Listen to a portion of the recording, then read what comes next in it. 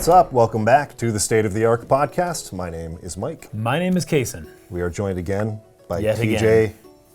from TJTheEmperor on YouTube. Man who needs no introduction. At this point. It's episode 3.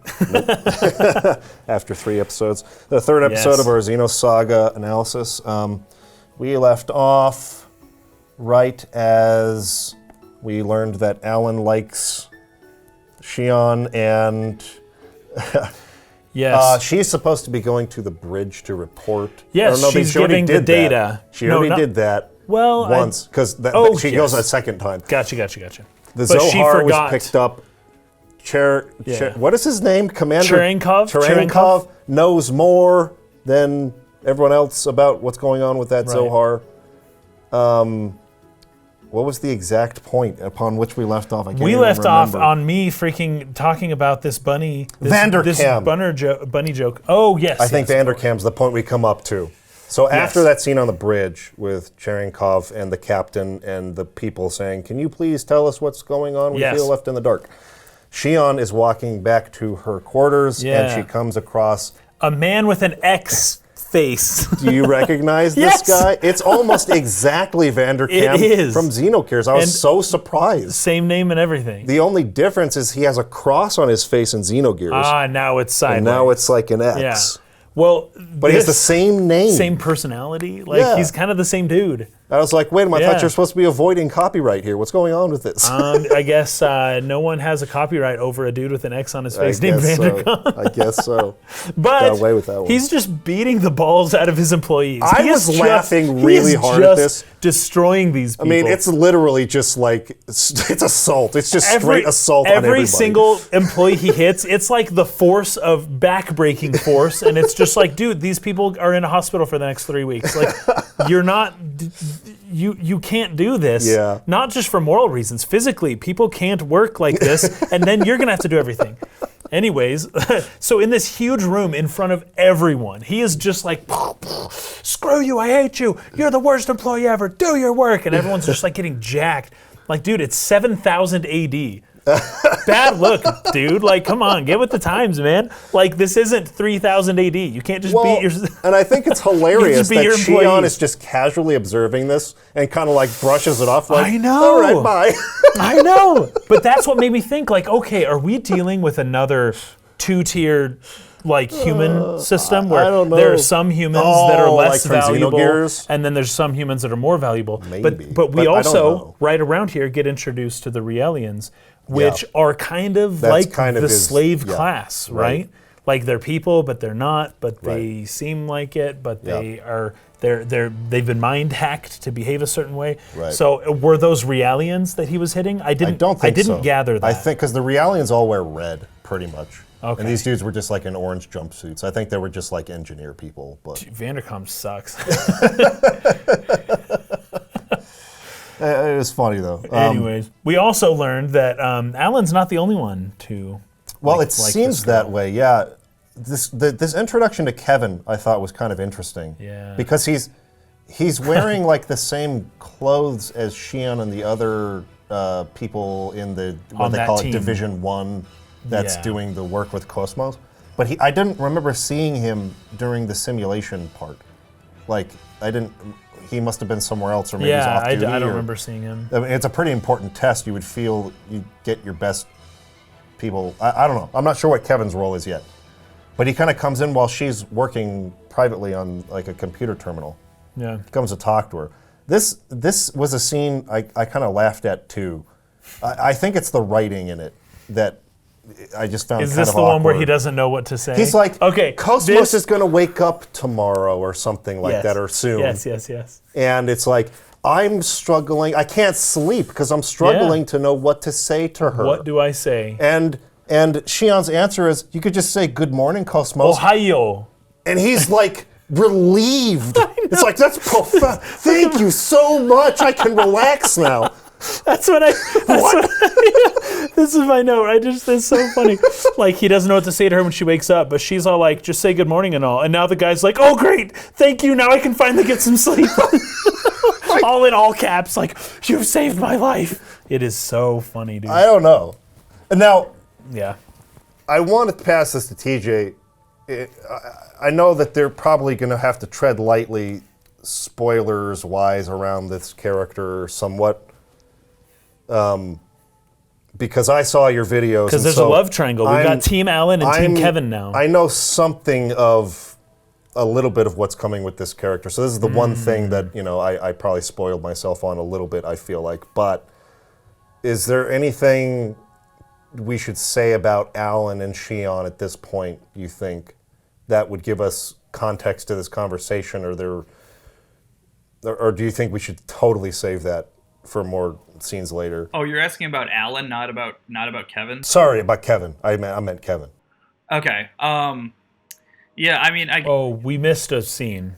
Because we skipped a scene just now. Which scene did we skip? The scene where Alan wants to ask her out, but won't. Oh, right. And it's because my note says it's not that he doesn't want to, he thinks he can't ask her out on a date. Right. Like there's something else holding him back. Like there's something preventing him from asking her to be his GF. He's the one that realized she left the data behind, and so he's going to run. So he gives it to her, but then he wants to say, "Hey, do you want to come to dinner?" But he can't do it. Like he just can't ask her out. Right. And there's something he knows that's the reason for that. Okay. So then with Kevin, is there anything from this scene, as I laugh it off, that I should pay more attention to? I guess is what I'm asking. Okay, I will answer this from the perspective of just purely from this scene. Like all you're meant to get out of this scene right now is Kevin and Shion are obviously they have some sort of a relationship. Doesn't go into exactly what that is right now. Kevin is obviously a high-ranking member of the kos-mos design team, and that's basically all you need to know right now. Okay. I mean, But they're close. They're close to some degree. They're close, yes. They have a history. They do have a history. That's correct. All right. Very nice. Anyways, I thought the scene was funny. Yeah, I think that's how you're supposed to read it. Is it's supposed to be funny. Kevin is a sort of I almost interpret it as Kevin is this brilliant scientist, but he's also clueless in a way, that sort of dichotomy. Yeah. Kind of a dunce. Yeah. Really. How can someone so brilliant be so? Yeah, exactly. Okay, gotcha. Okay. So it seems like. Wait, did I skip a scene here My where she's next talking note to her brother? The Zohar. No, that happens, but when she goes to take later? a nap. That happens when she sleeps. Okay, so we go straight to the one where she has contact-ish with the Zohar, right? Yes, what we alluded to heavily in the last episode. So it happens here. She's there in this hangar where they're keeping this thing, but she's referred to as a civilian, so she's not supposed to be here. Yeah, Vandercom is keep walking. Yeah, you're not allowed here. It's dangerous. So I don't know how she got in here. It doesn't really. It seems sort of like it's just on the ahead, way, and she just is. I mean, she's down there right next to the thing. You're right. So it's almost either that thing is on the way to the bridge from where she's at, or she's being guided in her walking in a way that she doesn't realize that led her to that place. There's something that gives me that sense. Yeah. Because she's why am I here? The way I read the scene as it opens up is that she's in there for a reason. She's doing some kind of observation or study of the Zohar. And she's taking data from it. That's what I thought was going on. She's supposed to be there. I thought she was supposed to be there. Yeah. And then this sort of vision thing happens. I see. Right? Yep. Where she sees the little girl in the white dress again. And time stops, and we get the ding sound as you see briefly this necklace, cross necklace flashing on the screen. Which was similar to Faye and Xenogears, where it's sort of shing back and forth, almost a hypnotic sort of swinging. This one doesn't swing like that, but it's that same sound, that little shing sound. Yeah. As it shows on a black screen with just that little cross pendant. But it is like a hypnotic thing. It's something which is symbolic of the subconscious. Yeah. Right. Yeah. The subconscious emerging. And she sees the little girl standing next to the Zohar in this field. And the little girl goes inside. Shion walks up to it and touches it, and it sort of liquefies around her hand. And then she's awoken from this trance by Vandercom running in being like, what are you doing here? You're not supposed to be here. Yes. And she's like about to get hit by one of those little, I don't even know what it is. Yeah, dude, what is It's that? like a little apparatus that's like swinging around. Yeah, it's whatever is holding the thing in midair. In place. Yeah, it's suspending it there. It's like a little thing that's swinging in a circle. It's about to like hit her and knock her off the platform. And she's awoken and she falls back and it doesn't hit her. And Vanderkam is like yelling at her, you're a civilian, you're not supposed to be here. And he also says, we've already lost such and such number of people. Yes. From touching, because of this. They vanished when they touched it. Which makes me think that first person who touched it earlier in the game, when it was still out in space, may not have been intentional. It may not have been someone trying to maybe disappear. They were also trancing towards it or something? Maybe, something like that. Or that just, I assumed that space astronaut knew what they were doing when they touched it. And I don't know if that's the case anymore, because they're talking about losing these people, right? Yeah. But also, it seems like they're having to hold this thing in suspense, because if it touches something, the thing disappears. That's a good point. Right? If so it touches they have the ship, to hold it it in might the air. disappear. Yeah, I think that's why. I think so. Although they were able to clamp on it with the two. That's true. So I could be wrong on that. But either way, they're suspending it in the air, probably just because it looks cool. Why not? Is there anything we need to be clarified on that point, TJ? No. I mean, at this point, like, you're supposed to be in the dark about most of this. Okay, cool. So the cross has a blue jewel in it. The cross necklace, right? And we see the blue motif, the blue accent color with Xion, and that she's got like earrings and she's got jewelry that seems bluish, right? But so there's some kind of connection there. This little girl's necklace has that on it as well.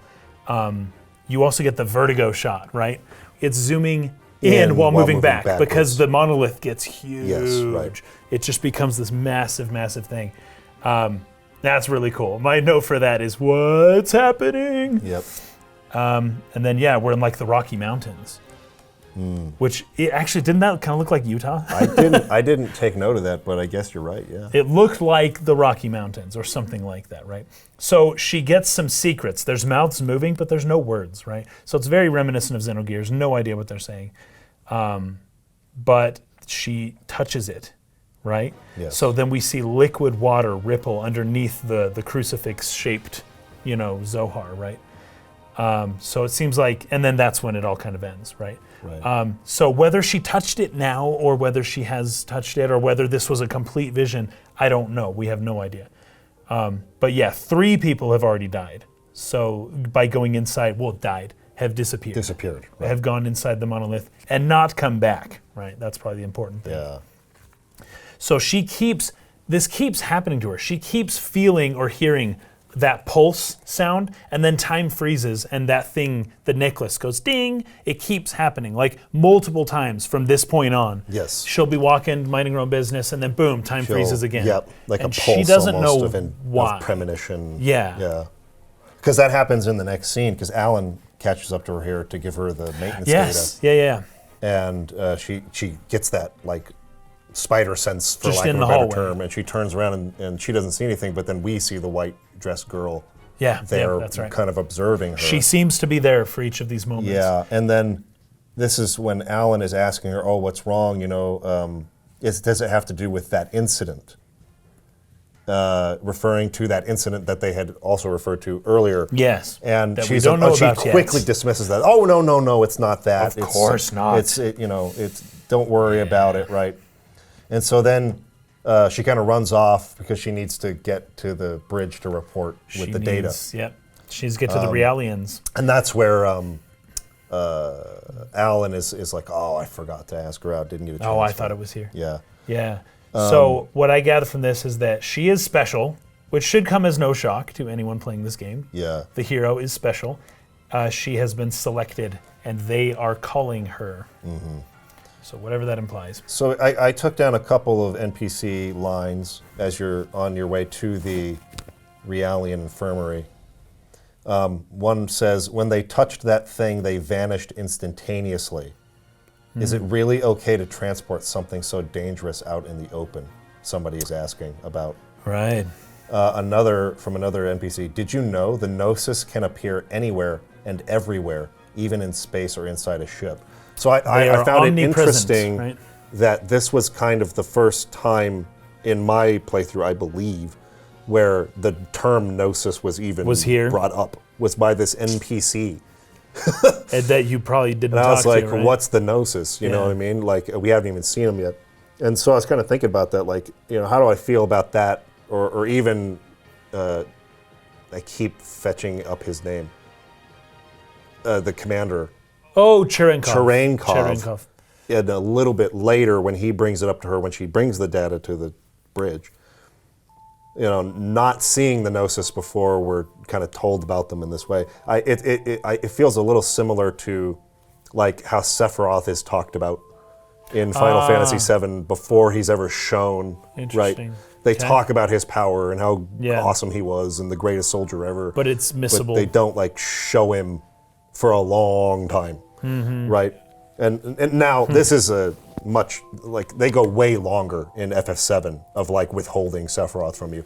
Yeah. But I kind of like it in this case too. It's like they talk about the Gnosis as this thing that it could literally at any time just pop up in this ship and start killing us. An ever-present threat. And that's pretty freaking scary. That's super scary. Yeah. It can just come through the walls, boom. Yeah. And at any time. And it's like, you just never know, right? You never know when this thing could just show up and kill you. You never know when knowledge will become your downfall. I'm taking this a little too far at this point, but put the word there. Every time you see Gnosis, put the word knowledge in. But I mean, like, as an enemy, as like a force in the game, I really like the Gnosis as like a concept. Yeah. That's a pretty frightening sort of like external conflict to have to deal with, where you could literally never rest. It's a little bit like Sin, I guess, in FF10. It's like Sin could just show up and destroy your village. That's right, sometime. and you never know. You never know what's going to happen. That's totally FF10. Just Sin disappears and bam, your village is, and your parents died. And so I like it. It's kind of this slow build up to like revealing the Gnosis, right? So I took a note here. I'm guessing all these switches on the wall that they're letting me push and play around with are going to like have some sort of effect in a battle coming up. Like there's no reason. This would be the weirdest Chekhov gun ever if these don't like play a role somewhere in a battle coming up. Like obviously they're prepping me for that. Yeah. And that's exactly. I mean, it was even beyond the switches. It was even the little tag game with the soldiers. Yeah, where right? they get you and then and they're like, you wouldn't stand a chance against the Gnosis if you can't run away from us. Yes. And you're supposed to like use obstacles. Yeah. So it's like they're basically training you, tutorializing you on how you're going to navigate these sections while trying to avoid combat with the Gnosis later, which I thought was kind of cool. I thought that was kind of clever. Yeah, I thought that was pretty clever. Okay, so I don't know how to say this name. The guy who's in the infirmary with the Kaspas? Oh, geez. Kaspache? She didn't say his name out loud, so I don't know how to. Oh, really? You can only I don't think they ever say his name directly in the game. But I say Cospace because like it looks sort of Italian. Cospace. But who knows? Yeah, I could be totally wrong. Anyways, he's this guy in I'm guessing what they call it Division 3. Oh yeah, Vector where Division they work with Realians. Yes, yeah. And these are like defective or otherwise something went wrong with these particular Realians. It's like a medical bay. They're trying to download like battle data into them or something. It's like something a training or like an update to their protocol. Yeah. And like they're rejecting the data. And so he's asking her to help him like figure out like what the error is or what's going on with them. So apparently she's good with Realians, or she's good with data just in general. She does this type of stuff. Right. She seems to be a lot better with Realians than with like real people. Like because at this point like she seems to keep like whether it's Alan or whether it's other people from First Division, she's sort of keeping them at arm's length. Like she's having all these weird like issues. Like everyone asks her like, oh Chief, what's wrong? And it's like it's nothing. Right, she won't reveal info. And she's very close with Kos-mos too. Her and Kos-mos have like a friendship kind of thing. So she's good with non-human people, yeah. Non-humans. That's actually a good observation. At least in part because, we don't know much about the encephalon, the fake brain. Yeah. But it could very well be that this Realian type brain is the type of brain that Cosmos has as well. Or at least a precursor to it or something. Or built on similar architecture. Otherwise, why would she be such an expert in, diagnosing the Realians and all this stuff? Right. Was there something else you were going to say, she's TJ? super good with these, not people. I think it's in this cutscene, it could be that she's just, a natural, scientific genius, because I think in this cutscene she says, originally I wanted to join 3rd Division so I could work with the Realians, but they assigned me to 1st Division instead, and 1st Division is, the most prestigious cream of the crop. The cream of the crop at Vector, yeah. But she didn't want to be 1st Division. She wanted to be 3rd Division. So when she was so they assigned me to 1st Division, and everyone's like, how did you get assigned to 1st Division? There must have been a mistake with the paperwork. Yep. And so that's This is funny though, because that's my note here. Her family questions her assignment to the 1st Division because maybe she isn't really all that smart. Or talented, or what? She's a respected chief, it seems. All of her employees like her. I never thought that it wasn't Then why are people questioning her being in Division 1 then? Unless this isn't a merit-based system. This might be an inherited... I always interpreted that as just her family, sort of teasing her. Okay, that's probably it. Yeah, I always thought that especially with her knowledge of Realians, she is obviously a very very intelligent she's an expert, person, but for whatever reason they wanted her in 1st Division. So there's got to be a contact Zohar chosen one reason for that, I would assume. Yes, somebody's manipulating things from afar, I'm sure. I also got that she's talking to these people as though they are robot computers. What's up with that? So these are cyborg types. She's talking about, oh, what's wrong? Oh, I'm feeling a little depressed. Something might be wrong with your programming. What? What the heck? That's true. That's interesting. It's cool, but it's just very mysterious. How adamant she is about their human rights. Yeah. And the fact that they're not that different from people. But then she talks like they're computers. But she's... she's not being mean to them, but she's just oh, something's wrong with your GPU. She's almost I was going to say talking down to them, but I don't think she would put it that way, but... Right, not in a mean way. You wouldn't talk to a human being exactly. She's talking to a Realian. Yeah, yes. Right. There's something afoot here. Something weird is going on. And I think they mentioned specifically that this is about psychological support or something like that. Yeah, she's basically being a therapist to him. Yeah, except the therapist that just plugs your brain into a computer and then changes your programming. It's crazy. So, yeah, that is pretty interesting. But as it is revealed a little bit later, Realians are kind of made? Yes. They're not born? They're synthetic, yeah. Yes. So they're created, they're manufactured. It's supposed to be a bridge between or some phase in between an android or cyborg and a human being. Something between the two. Because cyborgs aren't in vogue anymore. They're old news. Yeah.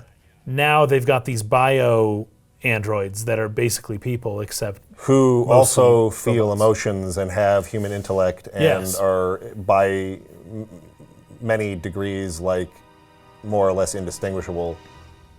Yeah, they're basically human beings, except they're not. Except they will always do what they're told. Yes. So they're There's human a beings. programming of some kind. And again, some Xenogears references there, but they're humans, except they have been programmed to behave a certain way. Yeah, they're designed to follow orders.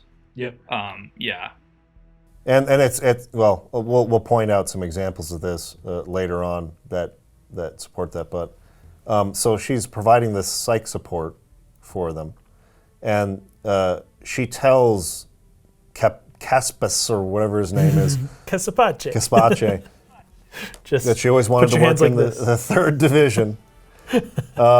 She's thinking about requesting a transfer. Ah, yes. And he's like, why would you do that? And she explains the whole thing about her family and all this stuff. You said, Yeah. This is where Lieutenant Virgil enters. Yeah, dude. This guy's a And this is where bad person. I mentioned this briefly last time, where I really began to be hooked into this story. Yeah. Was this section with the Realians, but in particular Virgil's connection to the Realians and whatever happened on that planet, Miltia, that Xion comes from. Because Shion's from Miltia. Virgil was on Miltia at Yes. some point degree, and And there was happened, some yeah. conflict between Realians and humans, and it's caused this sort of like more widespread fear of Realians for human beings. There's some, what do you call it? What's the word I'm looking for? What, discrimination. That's the word prejudice, I'm yeah. looking for. Thank you. Discrimination against Realians because of whatever this incident was. By the way, I have to point out it's called Second Miltia. They have a second planet. So the first one was where the event current happened. Second one. The Gotcha. second Miltia is where everyone relocated to after There you go. whatever happened there. Yeah, the original Miltia was whatever happened in the Miltian conflict. Gotcha. Was lost, So- and now Second Miltia is like where everyone. And Second Miltia still exists. Second Miltia is Okay. still that's Good. where Her Shion. brother. Her brother lives now. That's right. She talks to him. Yeah. Right. So he comes in. We get some great, very on-the-nose evil music. That's how we know he's bad. Yeah. Yep. But the thing is that he's not exactly. I feel like they do something a little He's more a pretty balanced character, actually. than just make him like, oh, he's a pure evil, like Yeah. chaotic evil character. Yeah. He's more like maybe chaotic neutral or something. But I always got it like something serious happened that screwed him up bad. Yeah, he's Yes. just traumatized. He's He's a heavily traumatized. traumatized Yes. character. Yeah. and so he comes in and he's like smelling the Realians. And he's just behaving in this very bizarre way about them, right? Openly mocking Shion for referring to what he refers to as equipment as people. She's, And then she protests, but Yeah. he's like, wait, but what does your company call them? yes, they're called Products. merchandise. Merchandise, that's it. Right? Weapons grade. Yeah. Weapons grade merchandise. Oof. Yeah. And she can't say anything about that, and then she's Yeah. part of it. He does this twice to her. Yeah. Where she tries to say, no, they're more than that. And he says, but then why did you do this? Yeah. So once again, her actions and her true thoughts are in conflict. Yeah. And that's what they're showing here. So she thinks of kos-mos as something that shouldn't be used for what she's programming it to be used Yes, for. She right. thinks the Realians are special, but she's participating in the system that is despecializing them. You Yes, know? right. Like there's this huge conflict in Right. her world, in her mind. Yeah. So, but what I really liked was that one of the Realians steps in Yeah. and says basically, we are merchandise. However, Yep. I take pride in that because I have free will. And that was really crazy. to me. Yes. It's like, I love it. They've like totally accepted it, Yep. what they are, I guess, in the society, socially what they are. And they're like cool with that, or seem to be at the moment. Obviously, that was not the case in whatever happened in Miltia. If there was an outbreak or some Right. kind of conflict that happened, maybe something was changed in their protocol. I don't know. But Right. Virgil kind of slinks off after this saying, just you wait. It's almost as if he has a plan or something's going to happen. Yeah. But what really hooked me after that was Shion's line asking about whether he's a DME addict. I was like, whoa, wait a second. DME addict? What's going on with that? I put a drug question mark. I don't know any more than that, but So it seems like there's a drug. Did you talk to NPCs and find out what that means? I found out some things. That might be in one of my later Because notes. it's jacked. Yeah. I was like really shocked to find out what it means to become a DME addict. Well, maybe not. Okay. So Let's hear it. you have to consume the flesh of a Realian to become a DME addict. I did not know that. Oh my gosh. You have to have eaten a Realian in order to become. It like changes your brain structure somehow, and you get all these terrible symptoms. That's why he has that hardened scar. skin on his face. Yeah. And they basically can only manage those symptoms. They cannot cure DME addiction. Holy, so it's like mad So you cow. either have to keep eating Realians, or they insane. have like drugs that can just manage the symptoms. Dude, that's jacked up. That It's is really crazy. jacked up. Wow. And I was who do you talk to? There's to just get some random NPC in a hallway, dude. I was like, what the fetch? That's crazy. How can you not reveal that in a cutscene? That's huge, but it might be like too. I don't know, man. It might be like if I'm thinking like if I don't know if you have access to like the database at this point, like. Oh, like in the emails and stuff? I think you do have something like that. I think where I read about it was in an email. I don't think I heard about it from an NPC. Because some of this stuff, like, I think DME addiction is one of them. Like, Xion will say, like, is he a DME addict? Won't explain what it is, but like if you look in the, I mean, you can maybe sort of piece some of this stuff together with context clues, but like then you can look in the database and be like, and you can get the dirty of like what DME addiction really is. Yeah. Well, here's the thing. This game has so many acronyms. Yes, there's a lot. So much. Yes, it's hard to keep it straight. If you're going to look up every single one you hear, this game's going to take a long time to play. Which is why it was taking so long for me. Yeah, right. That's probably it. There's so many references and things, which, by the way, Virgil, of course, a reference to the poet of the Aeneid and a famous Roman poet from like 200 or 400 BC, 200 BC, something like that. And Dante's guide through the Inferno. Oh, yes. In Dante's Inferno. Right. Is the guide up through Dante's Purgatorium, and then I think it hands off to Beatrix from Dante's Heaven. Yes. The third one. And then Beatrix becomes someone else. Read it to find out who Beatrice really is. Okay. But yeah, that's right. So then Capace says that Virgil wasn't, or Caspace, I can't now say that name right. He says that Virgil wasn't always like that they had been at the academy together, but that he changed after this conflict at Miltia. That this is where this did read about change occurred. Oh, gotcha. In him. And Xion's family was from that planet, and they were forced to relocate to second Miltia. She says all this. Her brother still lives there alone. And it can't have been that long ago. This is pretty recent. Obviously, something terrible happened between the Realians and humans there. But I like what she says here. She says, after all, it's something we must never forget for our sake and theirs as well. And the camera points to a Realian specifically. So she's taking the side that like everybody was in the wrong in what happened at Miltia, both the Realians and us, and we all need to remember this. Okay, well, once again, she's standing in between two different worlds, right? And that's not viable for very long. Right. Something tells me she's going to have to pick a side instead of being the medium in between both. Right. Quick note here about one of the Realians who's like messing up every proverb, like saying it that's right. wrong. And he says he learns it from some soldier, right? You can actually find that soldier. Oh, really? And he messes him up too? She walks into this messy room. And he says, who could imagine that a woman as beautiful as you could appear in such a messy room? You're truly trash in a dunghill. And she's like, are you calling me trash? And he's like, yes, because it's supposed to be a jewel on a dunghill. Yeah. And he says something else about like even Homer bobs. And she's like, you mean even Homer nods? And he's getting them all. So this is the guy who taught the Realian all the wrong proverbs. I liked that touch. That's funny. Like you can actually find the guy who he referenced. And it's funny stuff. That's funny. And Virgil also, he's got an interesting bracelet that he's wearing. I don't know if that's relevant to anything later on. Oh yeah, this is where we also are cued into the fact that there is an emergency shutdown switch for the Realians. So they say they have free will, but there is an emergency shutdown switch. And I believe Virgil is going to give her a very difficult time because she's the one that programmed it in, something like that. Yeah. Or she at least knows and can access it. Oh, okay, fair enough. So they have a shutdown switch. She knows about that, but she's not doing anything about it, I guess. Right. But then Virgil also says, he claims that he knows the deeper truth of what's going on. Right. Right? He knows what's going on. He has Gnosis, a type of Gnosis that he doesn't want.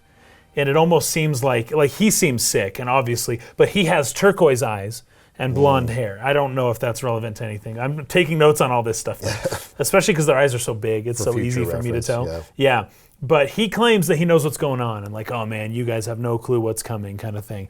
That, to me, that's a pretty good thing that keeps me hanging on, is when people reference stuff like that, because it's not too much, but it's enough for me to say, okay, clearly there's something more going on than what I'm hearing about. Yep.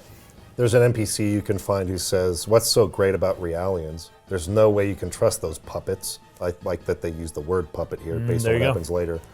You know what happened in Milsha, don't you? Who knows? The ones on board the ship might go crazy too. Mm-hmm. So just Another straight up racism against Realians there. Yeah. Right, Yes. Exactly. Well, it's so it's discrimination, but is it racism? Like, are Realians? I guess it technically is. If you want to call them sentient living things, I guess that's a race. But Is it a race? Okay. Yeah, that's crazy. So here's where the NPC that reveals what DME addiction is, and I was like, just like, what the holy crap?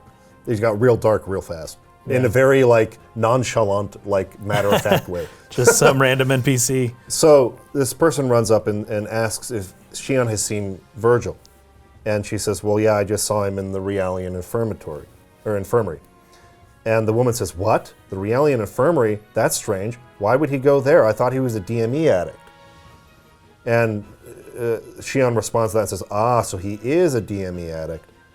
And if you talk to her again... That's it! I was going to say, I know this conversation. You just didn't talk to her twice, right? Are you You kidding talk me, to her dude? again, and Shion asks, doesn't Dang DME it. addiction result from the consumption of Realian body tissue?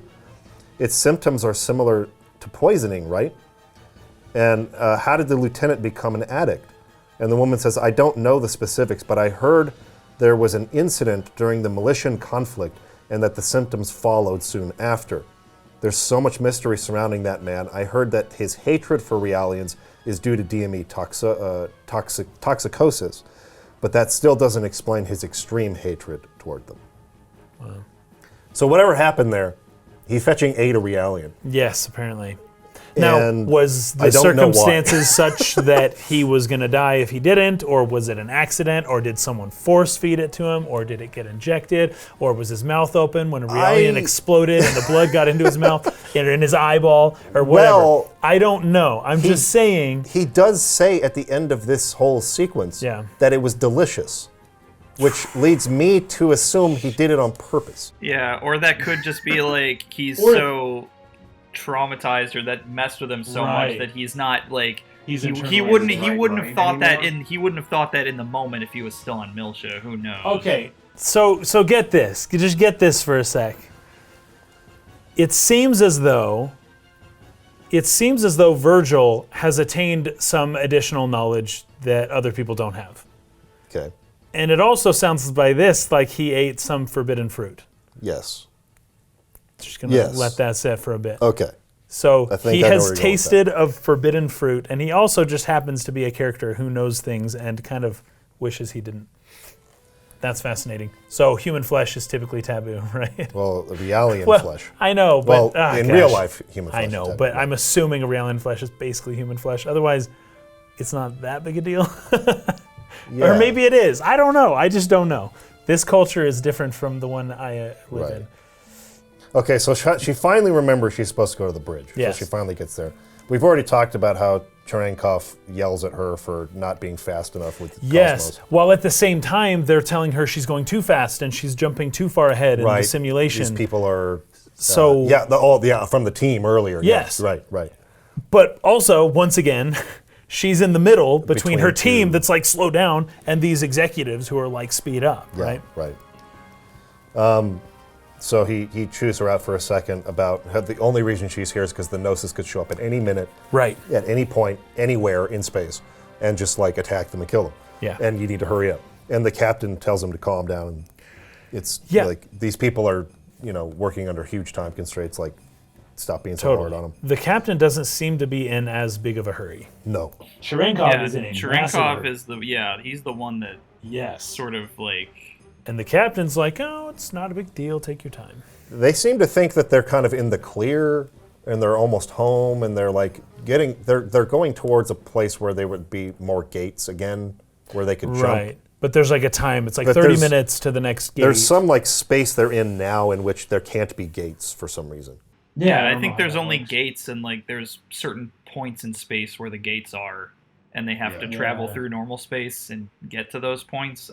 So that they can, yes, I believe you're correct about that.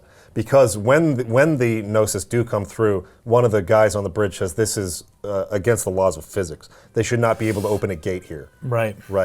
So they feel safe in this space because gates can't open here. as they go through this part. That being said, they can't just stay there forever, right? Right.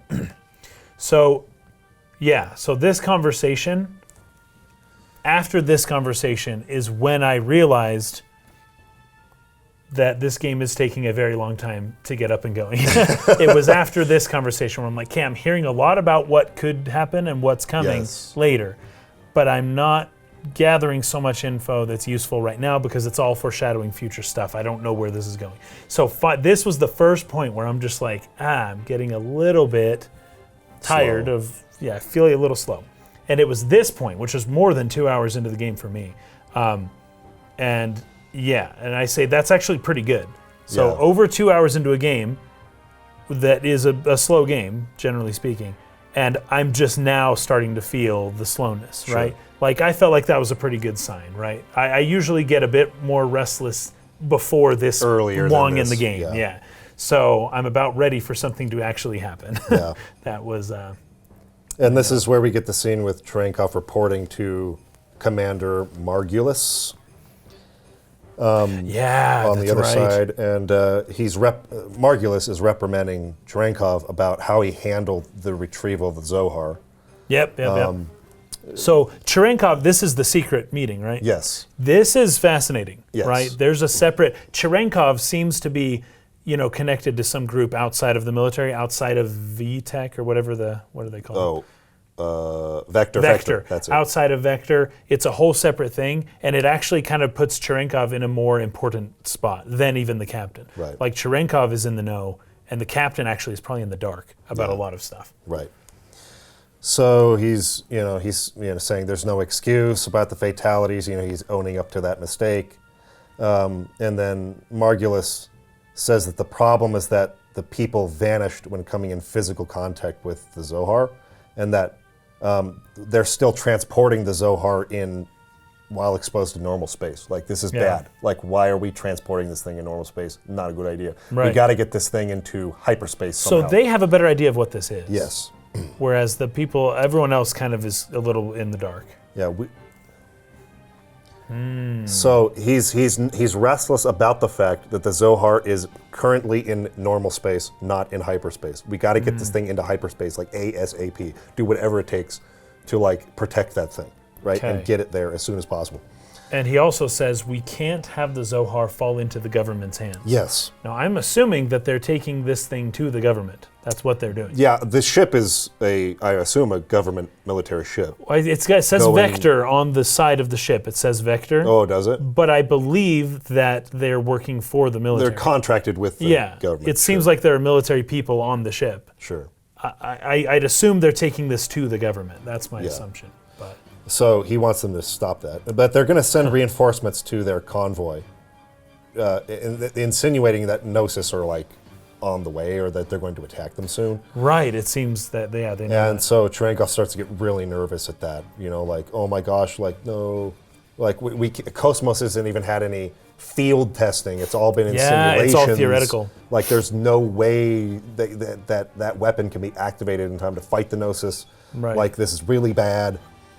And anyways, he's I think the quote is, I don't care if you have to send it into hyperspace by itself.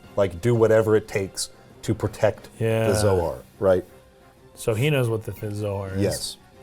Yes. He also knows that the Gnosis are attacking. So, yes, he knows they're on the way. Yeah, what's up with that? And that it has something to do with the fact that the Zohar is in normal space.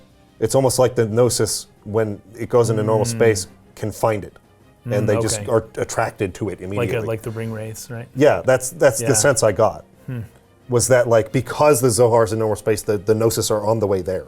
But the Zohar could have gotten it before these guys got it, right? Maybe a planet vanished. Maybe they just beat them to it. How do we know how that Zohar got into the position it was in the first place? Sure. Yeah. We don't know yet, right?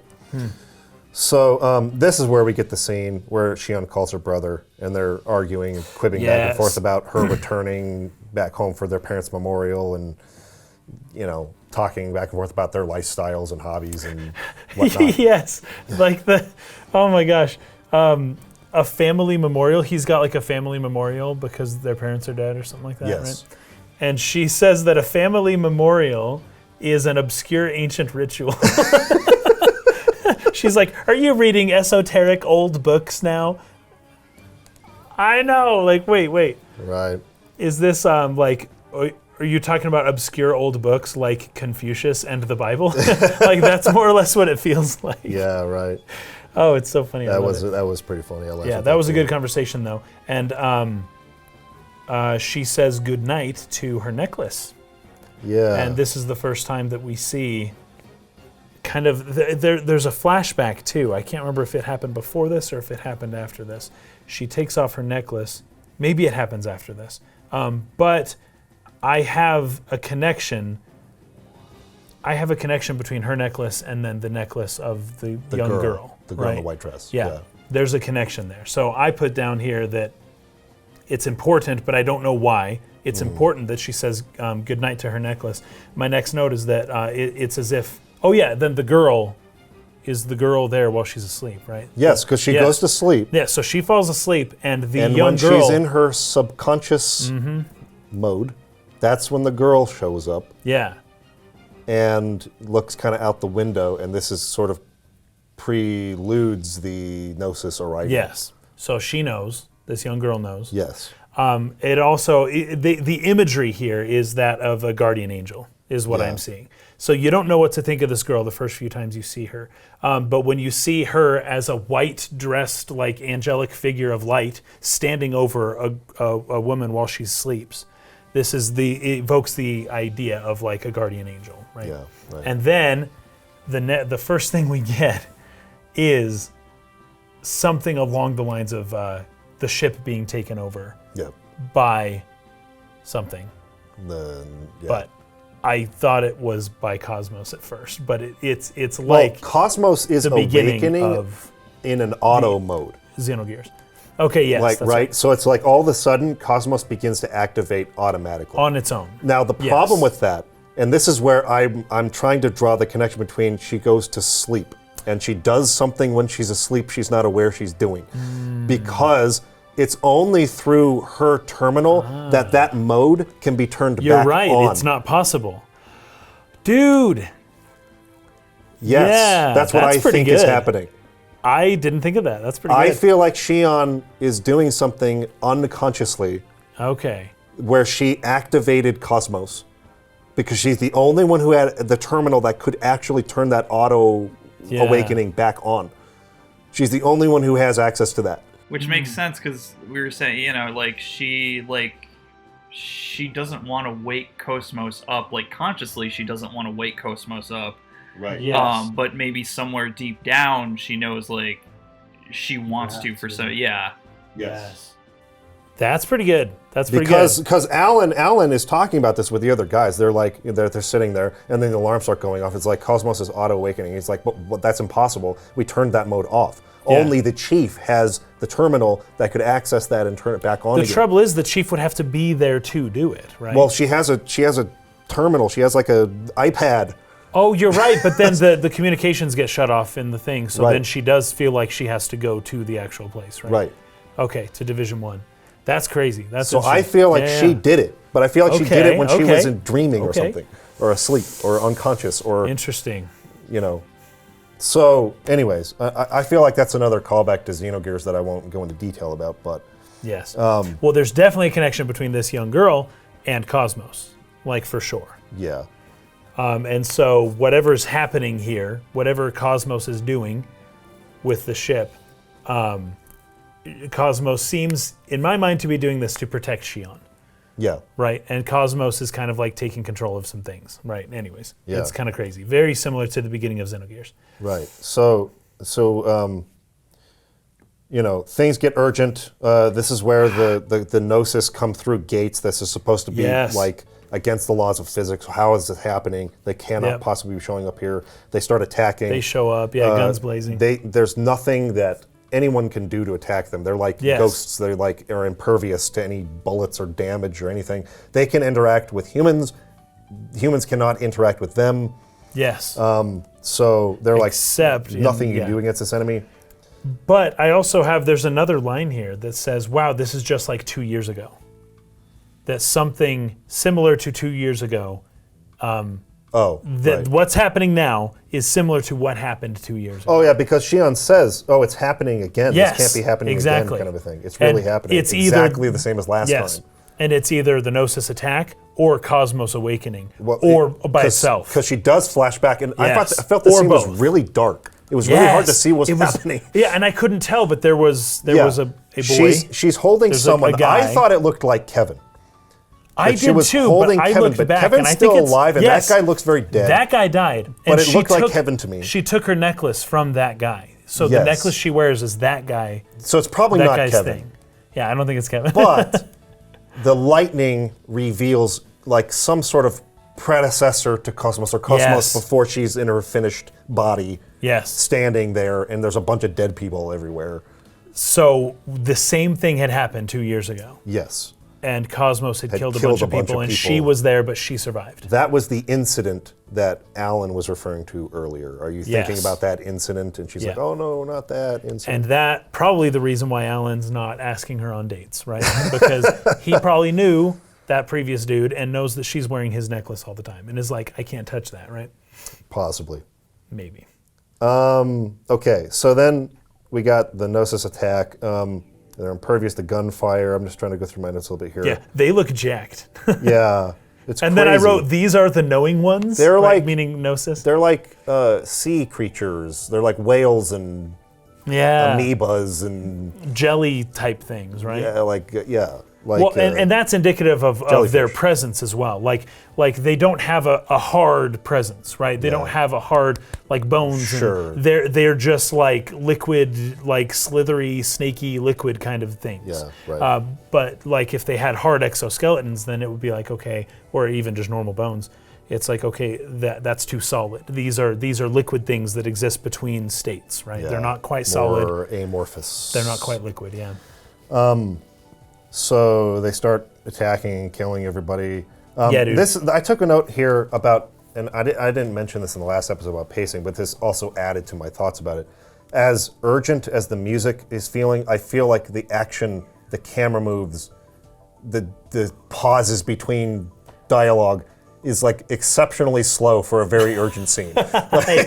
She's on her knees and she's like trying to think about like, oh, this is happening just like last time, but there's all these pauses in between it while alerts are going on. And there's these very slow panning camera moves as she's like facing off against them, and they're moving very slowly. They move very slowly at times, very unbelievably slowly. That's not to say that there aren't like impactful moments of action. I really like how they grab the guy and he like hardens and then they shatter him.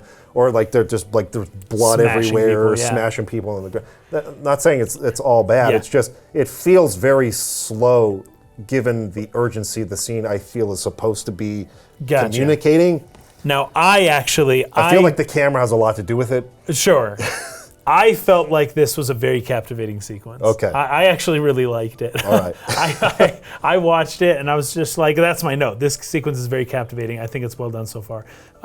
It's just because each time they show the Gnosis, it's slow, but then they show a new thing that the Gnosis can do, right? So the Gnosis are here, and then it's all scary, you don't know what's going to happen, and oh, the Gnosis can't be shot, oh, that's crazy. And then a few minutes later, there's the next reveal, oh, they freeze people or whatever, oh, this is crazy. And then the next reveal, oh, they can walk through walls, like it keeps one-upping itself. And it is a long sequence, and it is slow, but they're revealing information that keeps me very interested throughout the whole sequence of the fights and stuff.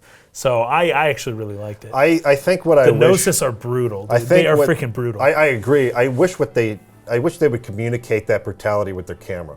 Yeah, because the camera be a little more interesting. Constantly slow panning. Yep.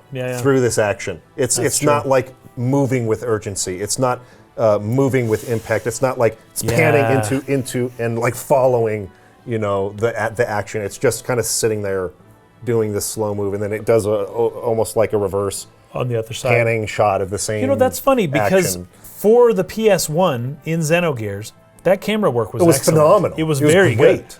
And I kept crediting like this is Takahashi and Xenosaga, like they are true artists. Like this is really showing in the camera work. And I think you're right that for some reason. I wonder if this is like the PS2 is brand new and We don't have we only finished our graphics engine like 6 months a couple months release. before the game started. Like, I wonder if that's a side effect of that. Yeah. How quick, how Because quick you I have to will finish say, it, yeah. I will say, everything is it's all the camera and stuff in the next two games are much more dynamic. It feels like they have a better. It feels like they have a much better grasp of like the technical capabilities of the PS2 and what they can do with the graphics that they've got. So this could be an engine thing. That's how I've always seen it, but who knows? Gotcha. Yeah. They're using the same engine for the following two games, right? I would assume so. I don't know. Like, I think they probably are, but I would assume that, but yeah, don't rebuild the engine. That's the hardest part. okay, so we have kos-mos awakening, and it's done in a way that's like really scary, almost horror-esque, and like the entire crew is just like terrified of her, obviously because of what happened in the incident. They before. know. Yep, they know. And they're just like I really love that scene. That's probably my favorite part of this whole sequence is It's kos-mos good. actually getting out. Yeah, And like the thing coming they off of can't her believe. eye. Yeah. Yeah, and they're just like cowering underneath Yeah. her, and you think, oh, maybe she'll attack them or something, right? But of course, then she's gotten past whatever error or problem in her programming from before. She helps them escape. Well, actually, not quite totally, but she helps those Yes. people escape. All the Vector employees. That's her priority to get them out. Yep. And so you're kind of wandering through, trying to get to where Shion is at, no, not Shion, where kos-mos is at as Shion, and you're dodging all of the Gnosis in all the ways that you were taught to do. Yeah, because in battle at this point, if you get into a battle with the Gnosis, you're dead. Yeah, it's rough. You got to avoid that at all costs. You literally cannot do anything to hurt them at all, and they can kill you in almost immediately. Yeah. Yeah. Yes. And you're sneaking past the Gnosis, and for people named Gnosis, they're kind of stupid. As it turns out, the Gnosis aren't all that knowledgeable about things. At least it seems that way. Yeah, they seem kind of just like drones or mindless. Yeah. You know, killing. Or they're just very focused on just like killing as many people as possible. Yeah, it's single-minded almost. But in these sequences where you're running away from them, they just gives that impression. They're not that smart. I'm going to play tag with you where I'm not going to. I'm going to let you run around this thing to escape me. Yes, and then see ya. That might be an instance where like the gameplay doesn't necessarily supplement the storytelling too well. So then my next note is, haha, the Chief's phone is a rabbit. That is classic. That is great. Yep. It kind of makes the rabbit make more sense, but I still don't get it. I'm still confused. It's just Japan's obsessed with freaking what do you call them?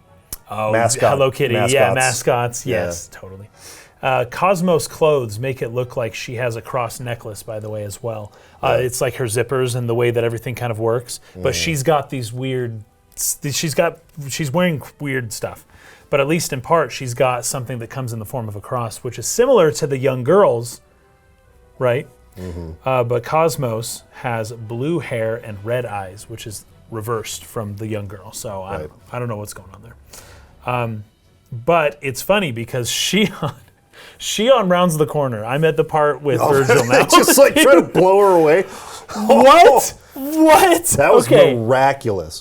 They all missed. Every bullet missed. I almost got a feeling because Dude, she'd have been lit up. Right, and maybe I'm wrong about this. It was such a miraculous thing. It was so unbelievable that she could not have been hit. That's my next note. Because she sort of looks at the ground, and she looks around, and it's almost like all around her. It's impossible. Her realization that's impossible. Yes. That I did not die. There has to be some other force that intervened. She just kind of gets on her hands and knees and just curls up in a ball and like. I know. That's not how that works. It's like literally every inch of the ground around her and the walls behind her was destroyed. hit, except for her exact position. Yeah, because they're all in their eggs too. I don't know if you mentioned that, but they're their weapons their weapons can just basically rip holes through solid steel. Right. Yeah, they're very powerful. Yeah. Yep. And I feel like there's got to be some kind of divine intervention in this moment or something. That's exactly what I wrote. I wrote, it's like she really does have a guardian angel. Yes. And I throughout this whole sequence, from the girl watching her as she sleeps, to the necklace, to all the stuff, to Kos-mos, like singling her out. We didn't mention this, but you can see in Kos-mos HUD, there's a bit of like a map that's like locating, boom, found Shion. Right.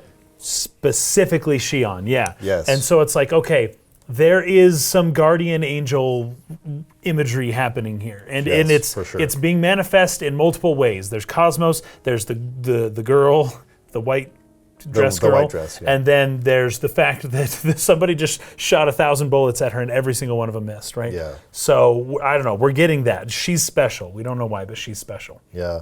On my note here is, why are these mechs even trying to shoot the Gnosis? I know. It obviously doesn't do anything. Does it slow him down at least? Like, I can't really tell. Here's the weird thing. It seems like it slows him down a little. It seems like bullets go through them.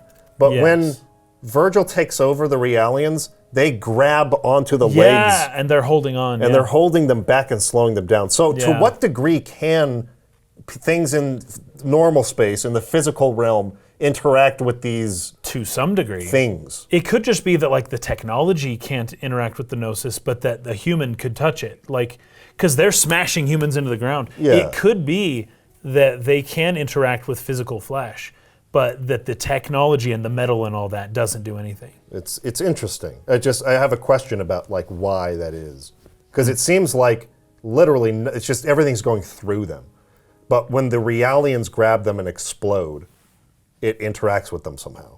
So I guess I just have a question about how that works. But yeah, that's interesting.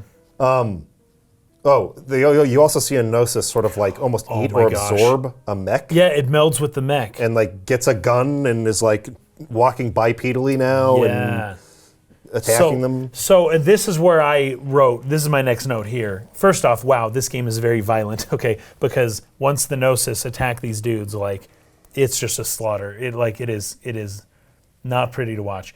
But because the Gnosis can meld with mechs, it kind of made me rethink what the word Gnosis means in this particular, what the idea of gaining Gnosis, right? Sure. So I wrote, maybe Gnosis isn't meant to represent their general intelligence, because I commented that they're kind of stupid, but rather their ability to gain knowledge or Gnosis from their situation and from experiences. Like the ability to acquire the qualities of their enemies is pretty good for attaining Gnosis, right? Sure. So it's like a Gnosis can absorb the knowledge of how to use a mech. Like all of a sudden it's like it's melding with something instead of just like it automatically knows stuff. It's like a process. It can learn things quickly, or it can meld with things and utilize that as a form of attaining new knowledge or something like that. So, you know, they combine with people and other things. My last note here is Book of Enoch much. This is some Enoch stuff, because you're getting a hybrid of a giant mixed with like technology and in a definite giant motif, like, or feeling like theme kind of thing. Anyways, the Xenogears had a lot of references to the Book of Enoch. Right. And so I feel like this is the first part here where I'm seeing some possible references to something like the Book of Enoch, which is of course before the flood, when there were giants on the land. Yeah, the Nephilim and all that, yeah. Okay, so because we have to get Case into the train station here pretty soon, I'm going to rush through summarizing two important scenes that kind of wrap up the sequence, and then I'll let you guys kind of take over with whatever notes you have. Perfect. So we have things going to hell on the bridge, and the captain realizing Cherenkov is not there. Yeah, yeah. And they all, I assume, die on the bridge because like they get jacked. And the ship starts to sort of nosedive in space. That doesn't really make sense, but anyways, it's like crashing, sort of, right? Is the imagery. Cherenkov is running towards the room or the hangar where the Zohar is at. Yes, where the Zohar is. And he has some conversation here with Vanderkam and Vanderkam's crew, where basically he's saying, "You guys got to get into escape pods and inject yourselves with 8 milligrams of this Dig Beta, which will make you seem dead. You'll be in a near-death state. So you'll be ignored by the Gnosis. But then, like, when our reinforcements show up, they'll save you. And so, like, you know, that's what you do to escape. I'm going to He's going to basically try to send the Zohar into subspace, hyperspace, whatever you want to call it. And will likely die in the process. And die in the process, Yeah. right. So that's what's going on with him. He's like on his way to do that. And simultaneously, you have Virgil and Xion like being approached by all these Gnosis and everybody getting slaughtered, including the Realians. One Realian who saved her life as she was about to get attacked, and basically like tells her, no, you got to escape and I'm going to self-sacrifice for you, right? Yeah. It's basically Xion and Virgil are left. And what happens is that Virgil takes some kind of secret protocol that are programmed into all the Realians where he can control them himself, like puppets. And she gets upset with him for doing this. Like, this is a violation of their human rights, which they were given directly. It's like legislature in the government. But he says, however, statute, whatever, paragraph 13 states that the commanding officer, that what you're talking about is peacetime. This is not peacetime. Right. I can do this, and that's why the protocol is written into them in the first place, and therefore this is legal for me to do. And she says, but it's wrong. And he says, well, if it's wrong, why is it in there? Why didn't you take it out? And she's like, because that was the company protocol. Exactly. Yeah, exactly. And it's all these things you're talking about. He caught her. He caught her. Totally did. And she got nothing. And he takes control of them, and they grab onto the Gnosis, and they explode, and the bridge collapses, and they all bombs. fall to buy time. But then it doesn't buy them time. It doesn't the Gnosis work. they can appear anywhere in space-time. I know, it doesn't matter just what they come do. up, and they're going to attack him again. And Virgil gets knocked out of his egg, and they grab her, and she's about to kind of accept her death in this moment. She has a sort of a vision of the girl in the white dress again. Yep. And let's see, have I missed anything here? Kos-mos shows up, blows through the door, starts fighting against them. Xion tells her to initiate the Hilbert, is it Hilbert effect? Something the like Hilbert that, effect, which what it does, we see now, is it brings the Gnosis into normal space, where they are now physically present and can be attacked and killed. That is the secret sauce of Kos-mos's as a weapon, anti-Gnosis weapon. So now we can actually fight them. You actually have battles where you can fight the Gnosis now. This is, for anyone who's played Xenoblade Chronicles, very similar to what the Monado does when you try to fight against any of like the Mechon in that game, right? Like the Mechon are impervious, but the Monado can make them, now they're weak, and our attacks actually work. It's very similar to that. Cool. Okay, but as they're fighting their way down to where these two scenes now link up, where Cherenkov is by the Zohar, Kos-mos and company arrive there, and Kos-mos, in the line of fire, friendly fires Virgil to death to shoot a Gnosis that was behind him. Because Virgil was in the way. Xion freaks out. How could you do that? What are you doing? Well, my priority here is to save Vector employees. Right. He military. Wasn't. I don't care about that. This was the best way to protect you. You don't realize, you're not getting it, that I'm a weapon. This is what I'm designed to do. All these things. Cherenkov is able to get the Zohar to go through some kind of portal into, which I was confused about because I thought it was supposed to be physically impossible, like against the laws of physics, to be able to open a gate here. But he seems to be able to open a gate that sends the Zohar into hyperspace. Was there a reason for that? I don't know. Oh, they got close. It was just That's a time limit, He was saying we were almost there. So he separated from the ship. He separated that hangar from the ship and sort of like propelled it toward the space where they'd be able to open gates again. You're right about that. So anyways, he's able to get it through, and then I don't know how, there's an explosion or something, but Kos-mos and Cherenkov end up like exposed to space basically. And Xion is in an escape pod. I believe Alan also gets in an escape pod. With Alan, And we come to a point where there's a save point there, and that's where we're stopping for today. Now that I've gotten through that whole summary, we'll get to Ziggy 8 next time. notes about any of that stuff. I do. Okay. First off, TJ, do you have? Yeah, I have it's a ton of stuff. Yeah, I have one that comes to mind immediately, and I might think of other ones while you're reading yours. But I've got a lot. I'm sure. So there's when Cherenkov. This is before the Shion shows up. Cherenkov is with Vanderkam and his crew.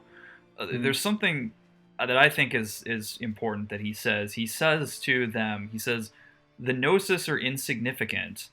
They're nothing compared to what will happen if it awakes. Yes, that's right.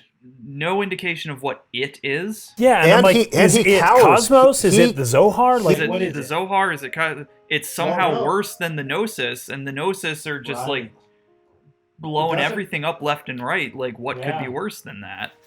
Cherenkov cowers as kos-mos passes him on that little bridge. He's like really afraid of her. Mm-hmm. I'm assuming he's talking about kos-mos. That's my assumption too. Like if it awakens, meaning the weapon, meaning kos-mos, that the Gnosis are insignificant in comparison to her. And in regarding our conversation earlier about her being an anti-Gnosis, it's almost like they're going to flip the table on us at some point, and it's like she's the real problem. Although it is interesting because earlier Cherenkov was like getting on Shion's case, like, how are you not right? We need to use this. Like, thing. how is it that you haven't even started field testing? So in that conversation, he wants Kos-mos awake, but then when he's actually next to Kos-mos, he's like, "Please go to sleep." Yeah, but interesting. Maybe something happened because there was something that happened with Kos-mos that was not normal. Like 2 years before? No, like now when the Gnosis arrived, because there was Alan postulates it's either the Chief's terminal that turned the auto-awaken thing on with Kos-mos, or she's reacting to the Gnosis for some reason. Or she's doing it herself, yeah. So there's a possibility that the Gnosis arrival had some connection with, again, another leap of network evolution in Kos-mos's encephalon, and that's what he's afraid about. Or something. That's my guess about that. Okay. So as it relates to the reanimating the Realians to use as bombs, these Realians were basically already dead. They had already been shot, and he took over their bodies to then crawl over as they were already in like broken bodies. Yes. To go blow up and stuff, right? So it's interesting. I've noticed more and more games do this than I thought. Like everyone's about to die, but there's infighting over whether or not certain tactics are ethical. But everyone is going to die.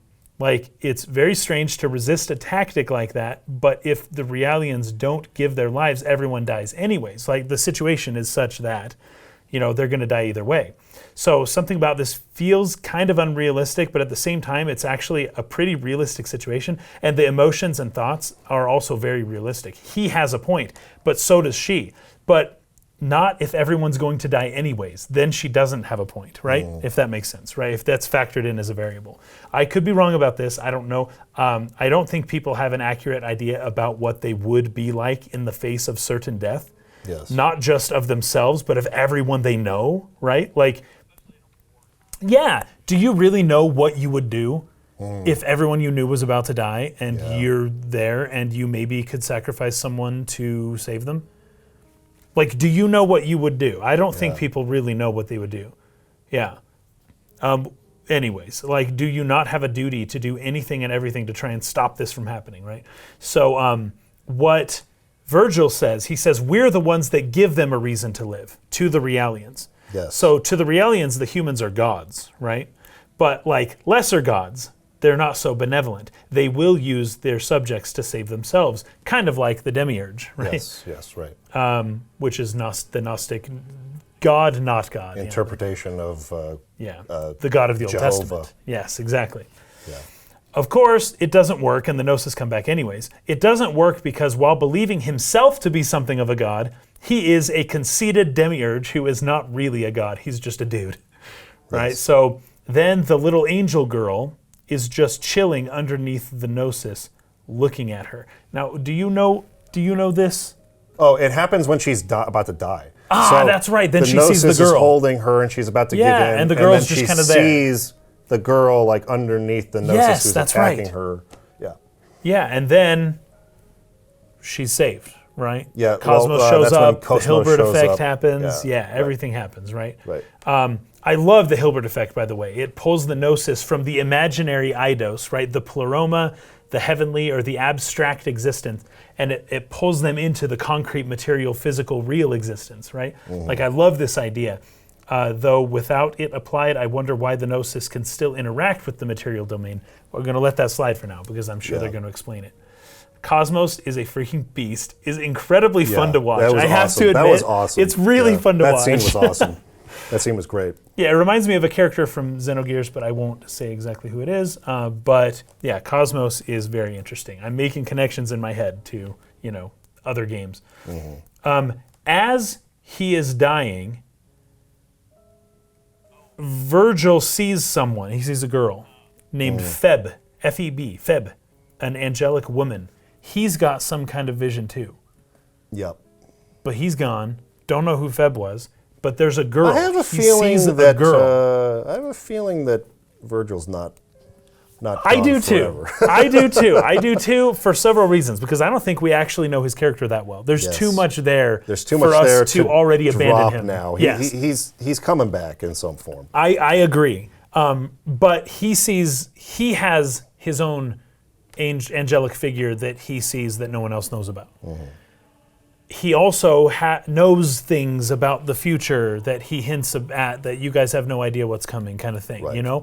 Like, and he ate the forbidden fruit of Realian flesh, right? So, anyways, there's more to this character than we realize, but also he may be in a similar-ish type of situation to Xion, at least in part because he's seeing an angelic vision the same way that she is.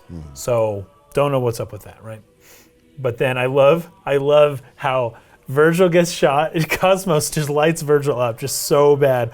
And then right after that happens, Xion goes, "Have you no conscience?" And I don't know why that got me laughing, because I'm like, you programmed Kos-mos. I know. Like, did you give Kos-mos a conscience? Then what are you complaining about? No, of course she doesn't have a conscience. Also, Gnosis are wells. They're freaking wells, man. They do. Just They do leave look that kind of there. similar. They do. look That's like true. wells. They just look a little like wells. I love the Gnosis that show up in the battle. The big Gnosis that show up with the Zohar as it's like going up, and we have to fight like the big weird, one. I don't know. That was just a really cool battle. And then also, as the ship is exploding, as all of this is coming to an end, the explosions that you're seeing on the ship Are those, composited of real exactly. explosions. I was wondering if you recognize exactly. that. Yeah, It's like freaking. they're real explosions. Action composited. Essentials before Yes, Action Essentials. Exactly. That was good. Most video games will try to simulate explosions, but if you look at most simulated explosions before the PS3, really, they don't look good. They look pretty bad. The fire They're is not convincing. It's not convincing at all. And so it was really smart for them to use a real explosion to just a video, to composite in to the spaceship exploding. I thought that was very good. But the ship gets destroyed. The Zohar gets sucked into the whale Gnosis mothership world. Anyways, I'm confused because there's some lines after this that talk about Yeah, the big how one sort of sucks the light back into itself, yes, right? Yeah. Yes, And leaves. but maybe we're just going to stop here because Running out of time. we are running out of time. But that may not have actually been the real Zohar-ish? That's true. Right? That's true. Because So I why failed to mention that. What did they go through? Why did they go through all this trouble? And then it's like, oh, don't worry, that was just an emulator. Yeah. What? Right. Wait, you just had Cherenkov sacrifice himself and said at all costs this has to happen, and you're carrying it. What are you doing carrying this out? Oh, actually, it's not a big deal. It's just an emulator. Right. What's up? What gives? Yeah, because that is don't what happens. actually answer me. Kos-mos is, and it's funny to, or not funny, but interesting, fascinating to me. Yeah. That Kos-mos is talking to someone. We don't hear the other voice. I was going to bring that right, up too. yeah. Yeah, because they're like affirmative. It wasn't the original. It was an emulator. Affirmative. Right. Yeah. She confirms that was not. Oh, wait yeah. a second. She Hold confirms on. that was not the original Zohar, and she says it was an emulator of some kind. Okay, so to hold someone on. else. That makes sense. Okay, so Kos-mos is telling somebody else after coming into close-ish contact with the Zohar that it was not the real thing, it was merely an emulator. Yes. And then As soon as she says that, all of a sudden Cherenkov's shadowy boss figure dude also knows that same info. And it's then as if leaves. Cosmo was talking to him. Yes. The shadow, Like, the shadow boss mafia dude that Cherenkov is secretly talking to. Margulis, somebody like that. That's what you're saying, Is right? that the name? The guy that Cherenkov was talking to earlier. Yes, who Yes. seemed to be a side the captain didn't know and Yes, was like a right. side hustle. It seems like she's talking to somebody like that. Yes. Yes. On the other end. And then, anyways, that's interesting. Yeah. So just an emulator. I get what's going on. I get that now. Yeah. So, and there's a tracking device. So that's fun. Yep. And then I love this. Would you like to save? I love this save point, not only because it was very convenient for this podcast to end at a save point, Yes. which we like to do for Yes. your sake, but also that when they ask you if you want to save after you've been watching nothing but cutscenes for half an hour, it means there's another half hour of cutscenes coming after the save. They're just giving you a chance after you to just save. fought a boss, yeah. In Exactly. case the power goes out. Oh, it's so funny. Oh, I love it. All right, well, I think that's where we're going to have to stop. Yeah. I don't know where to play it to the next time. I'll put it in the pinned comment. Ziggy. Where you were supposed to play up to this But time. we'll put it up. Probably past somewhere. Ziggy. I think Ziggy's coming up pretty soon. So. Yeah, Ziggy's the next part, yeah. yeah, it's Oh, like really? right after this. So. Yeah, after this next block of cutscenes, then you get Then that. it's Ziggy. Then Okay, it's yeah. Ziggy, yeah. Okay. Well, All right. TJ, anything else you want to add before we wrap up? No, you beat me to the talking about the emulator and who is she talking to. That was going to be my leave it on that mystery. Yeah, it's a good mystery. I really like It that is, as actually. like a leaving off point for the Okay. sequence. How many mysteries has this set up? Quite a lot. Off the bat. A ton. Almost an overwhelming amount. It's like the big ones to me are what happened in Milsha with the what happened there? Realians. Where's the true or original Zohar? Yeah. What's up with that? Who's that girl? Who is this group that Cherenkov is communicating with that wants to keep Yes. the Zohar away from the government? Yes. Why is kos-mos scarier than the Gnosis? Right. Who's the little angel girl? Yeah. Who's Feb, the bit larger angel girl? Yes. Who are these angel girls? Who are these dream people? Why is Shion doing things in her unconscious? Yes, yes. and what are the freaking Gnosis? Like, what are the Gnosis? What are the Gnosis? And why do they do what they do? There's a lot. Yeah, it's wild. There's a great amount of mystery that it certainly has me interested in finding out more. A great kick to the story, although, I mean, we played probably 5 hours to get to this point. So it's a lot. Maybe four, but yeah. In any case, I'm excited for the next one. Thanks for joining us. Again, TJ, we appreciate you. Thank you. And we'll see you guys again next week. All right. Peace out. Peace. Bye.